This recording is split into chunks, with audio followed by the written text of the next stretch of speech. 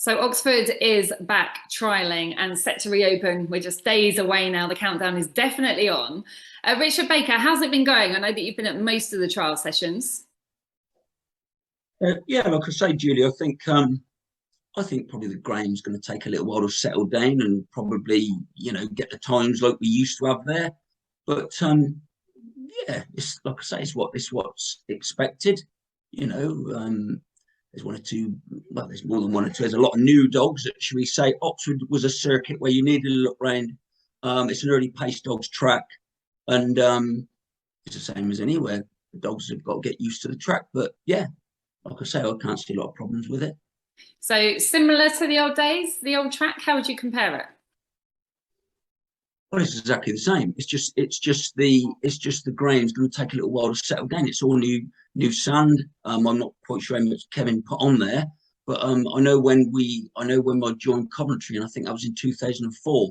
That took at least a month for that sand to settle in until we got, should we say, normal ground, normal going. And I think Oxford probably, like I said, the times are quickening up, but I think it's going to take a little while before that happens. Andy, what reports have you had from the track? Well, listen, Nick Sav was a shrewd judge, and I don't know if you read his piece in the Greyhound Star. He was there. I think he was impressed by the banking. I think there's slightly sort of steeper banking now to keep him in a bit. He was happy with that. Listen, if Nick Sav was happy, Big Kev's definitely happy. Just spoke to James Chalk, who's again has been all the trial sessions. He's, he can't sing highly enough of the surface at the minute. I'd say it will only improve, as Richard said, as it beds in. But there's been a lot of dogs go around there already. Very few injuries.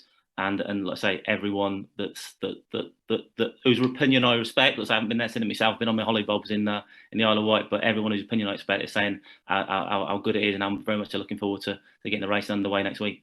Yeah, I know Kieran O'Brien is very, very busy man at the moment in the racing office there at Oxford. But Richard Dunn, I feel like there isn't really going to be a bedding in period for Oxford. I feel like they are actually going to really hit the ground running. It's pretty much the finished product, apart from perhaps the sand settling, certainly in terms of facilities and for the most part, the track.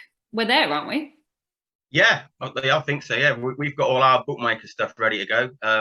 We're going up there next week to test it and make sure it all works. I went to the trial sessions, the first one they had last week, and well, there was a crowd there that most tracks would be happy with to have at night at their meeting, just for a trial stakes. It was trial session. It was unbelievable when I walked in how many people were there.